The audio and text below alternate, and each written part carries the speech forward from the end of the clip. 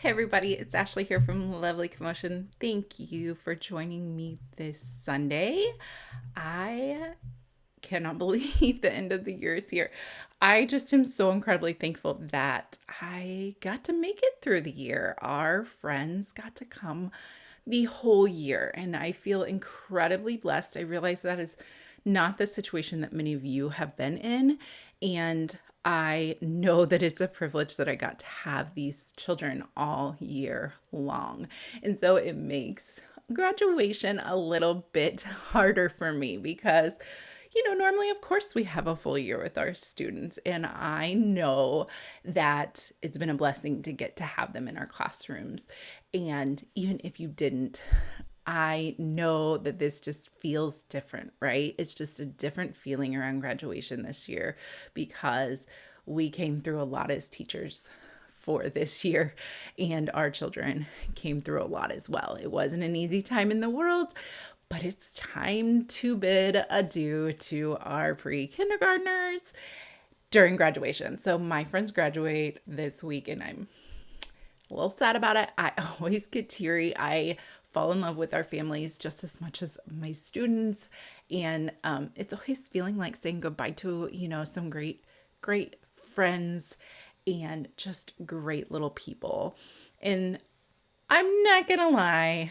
Yes, summer always, like the drawl of summer is also a big bonus of graduation because that means that we're done and we're going to take a little R&R. And if you have the summers off, I encourage you to take some R&R too because we need it after this year.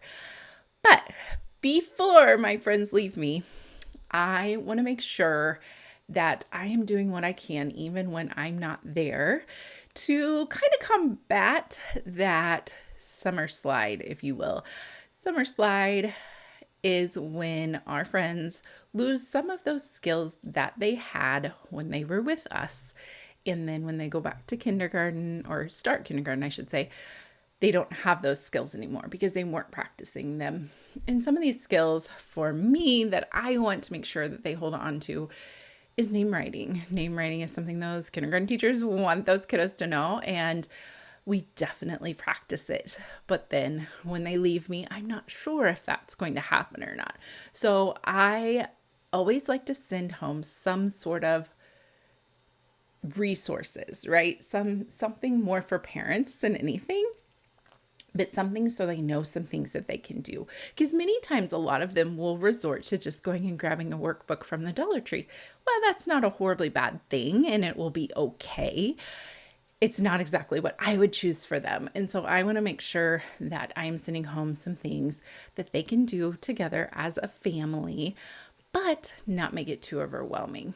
And so when I kind of consider what I want to send home, I first ask myself, like, what skills do I want them to continue practicing the most? We're obviously not going to do all of them in the summer. And so what are the things that are most important? And then what information or tools do I want these parents to have in regards to these skills?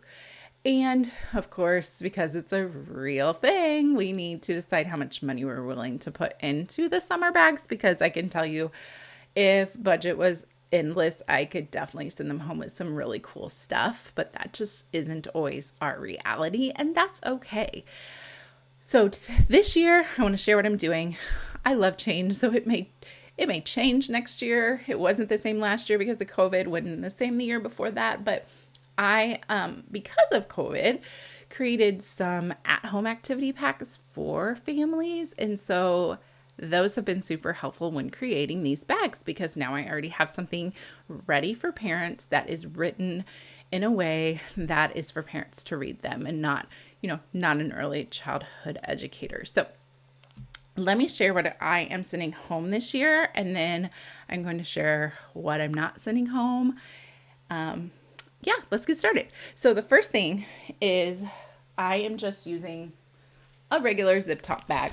I could go fancy. I've done fancy in the past, but this year I'm just deciding to go simple, and just using a zip top bag. So I'm just going to put their name on there, might put a little note from me on there, and then some activities. So the first thing I really wanted them to do is practice fine motor, because more than ever, that has been the issue with children coming in. This year, it was very much, we know a lot of letters, we know a lot of letter sounds, we know a lot of numerals, we know a lot of stuff, but the fine motor isn't there. And so I wanted to make sure for my families that this was something that I at least, gave some resource to parents if they choose to use it. And so one of them, and these are from the at-home fine motor activities pack that I created. And so I picked big paths for my students. And so basically they're just taking their pencil and driving it along the path here. And so I'm also going to give them a golf pencil, because I just don't think a lot of our parents think about the size of those ginormous pencils when it comes to giving them to use. So I like to send one home so they have their own little pencil that they can use. And so these big paths will be something that they can do just for fun and try to stay in between the lines. And simple, not very many pieces, but something, right? And then the other one is cutting. And I am not sending home scissors with my children because I know most of our families have them at home. But if yours don't, that may be something you would want to budget into summer learning bags, and just be very, very clear that there are scissors in the bag and to keep them up high while their child is not using them, so nobody else gets a hold of them, right? These are cutting shapes. There's also some cutting paths and snipping. So depending on where each student is, I can decide what I want to send home with them. So if I've got a friend who needs a lot of fine motor practice, I might choose 3 things to send home with fine motor, right? Or I might choose snipping instead of cutting out a shape, because that might be overwhelming to them. And so having these fine motor activities done already has been super helpful to differentiate on what to send with each child. And you could also differentiate on what to send with each age group, right? And so basically all they're doing is cutting up the dotted line and then cutting around the shape. We've done things like these in our fine motor boxes. And so it's familiar, which is what I wanted. And they've done the past there as well. And so it's familiar. It's something they can most likely do on their own, but it is short and sweet and done. And then if they're wanting more, their families can now kind of have that idea, right? Oh, well, I can draw you a square that you can cut out. And so it kind of hopefully starting them on that path of thinking what else they could do with their child if their child is interested. The other thing I wanted them to do is play math games. I kind of wanted to make sure that, one, they were spending some time with their preschooler and spending some time as a family. And then also, not just that, but also throwing some math skills in there, some number sense. And these are from the at-home math games. And so I love these games. These are games we play in the classroom all the time, but I created them in a way where parents could easily use them. It's got the instructions, it's got tips, it's got how to do it, it's got what your child is learning at the top. And so these are ready to go for parents. And again, these kiddos have played these games before. This is not the first time they're seeing them. And so I just chose 2 based on where I think my friends are. There's lots of games to choose from. You could so differentiate these bags based on your students, which is just incredibly helpful. But the race game. So this one has the race to the treasure board, and it's a 2-player. And this tells them everything they need to know. You do not have to add anything. It tells them how many players. And then it also comes, I'm going to be giving them the cards with them so they can cut apart these cards. And so now they're working on numeral recognition as well as counting with one-to-one correspondence on the graph. And then this kind of gives them an idea of what more we could do, right? They can make their own game boards. And so I just want to kind of give them this jumping off, springing off point. The other game from the math games is the tug of war game. This is one of the harder, more challenging games, and my children that have been playing games all year definitely can handle this game, so that's why I chose it. But basically it gives the instructions of what they need to do to assemble it, and it's basically just one long number line type of thing with no numbers. Here, let me see if I can get you to see it a little bit better right up here. And so it's a tug of war game, and so they're going back and forth, and they're using some early addition and subtraction number sense type of skills. And I have a feeling they'll be playing this a lot in their house if they start it and start it once.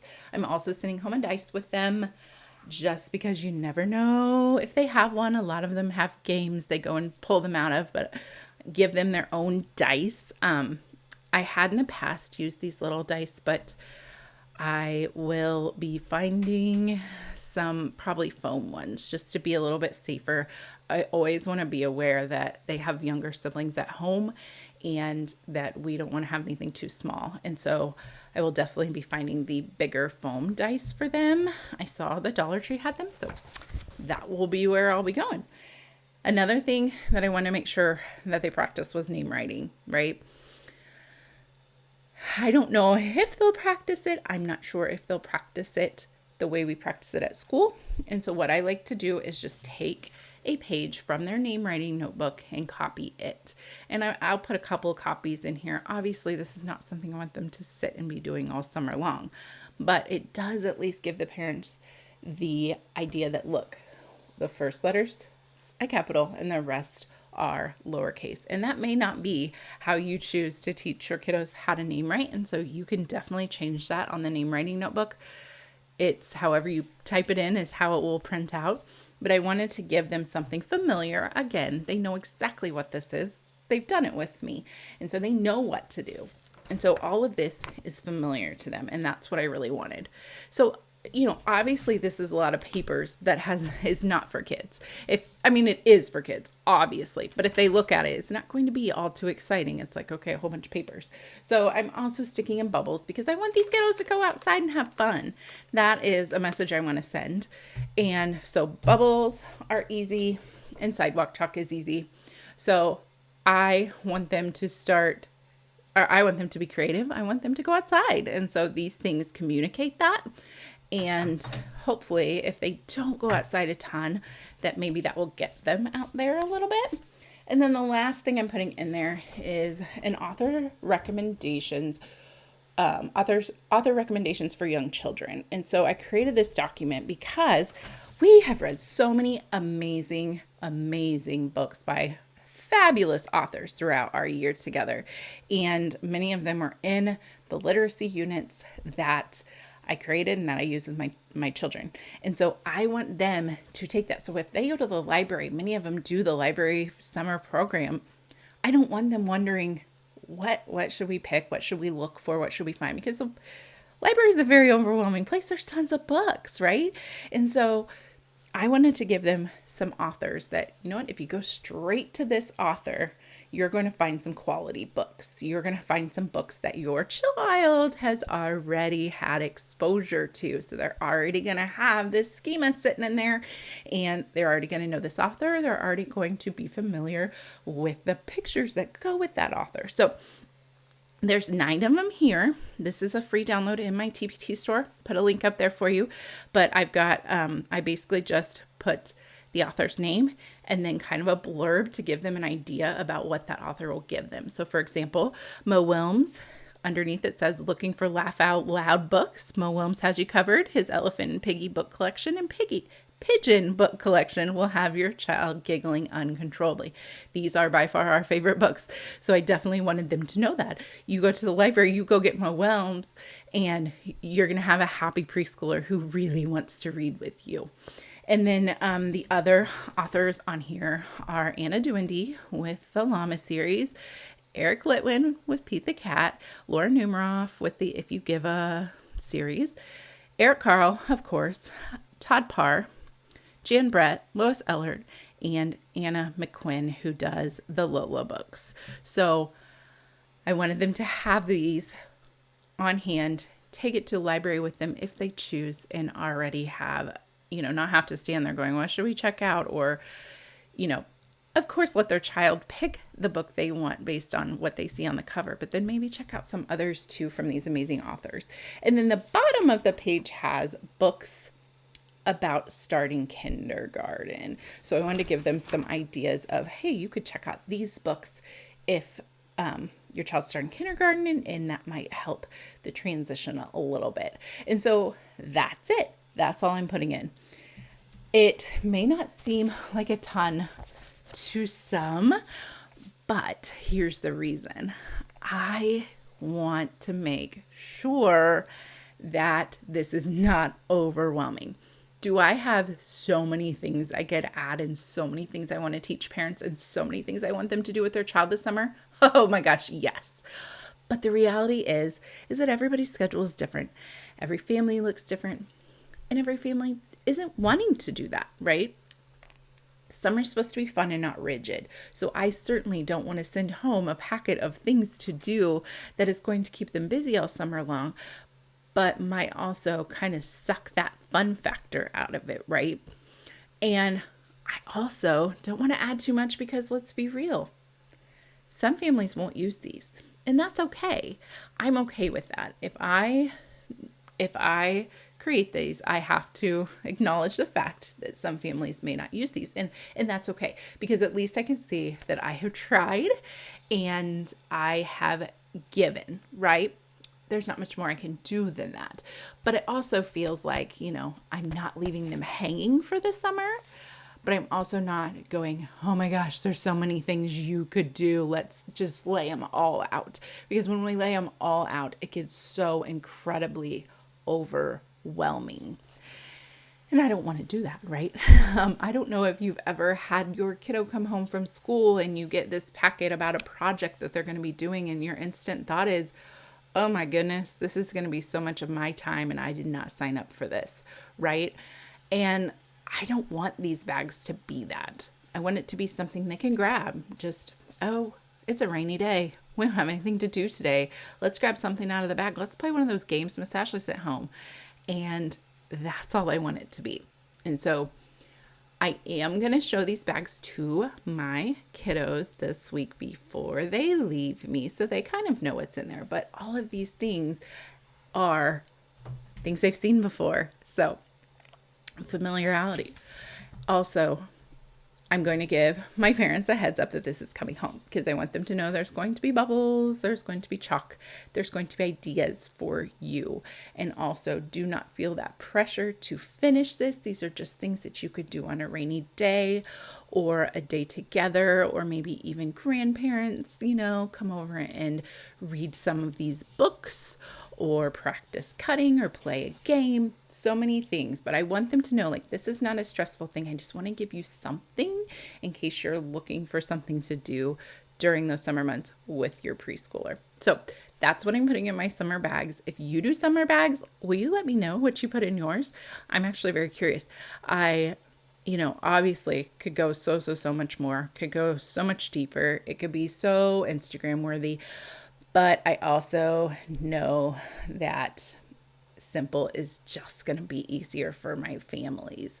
And so if you are looking for simple, go ahead and check out these links. That way you can just go ahead and print them, get them done, and get them ready. And so just head into the copier with these and hoping it's something that parents can really use. Because during COVID, when we did shut down, I knew my parents needed more, and they told me, what can we be doing? What can we be doing? And so this is just a little portion of that for those summer months.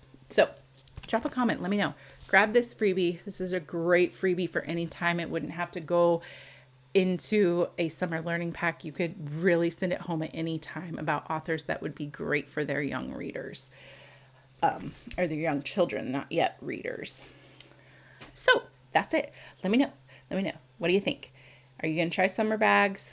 Are you thinking, no, that might be too much for your families? What are your thoughts? I really want to hear about it, because I don't ever get to follow up too much on how much these have helped. You don't see the families again, so you don't know for sure what they have done, but it always makes my heart feel a little bit better by sending something and knowing that I am trying to help parents guide them through the summer if they want that information. So let me know what you think, and I will talk to you again next week. Thanks, guys.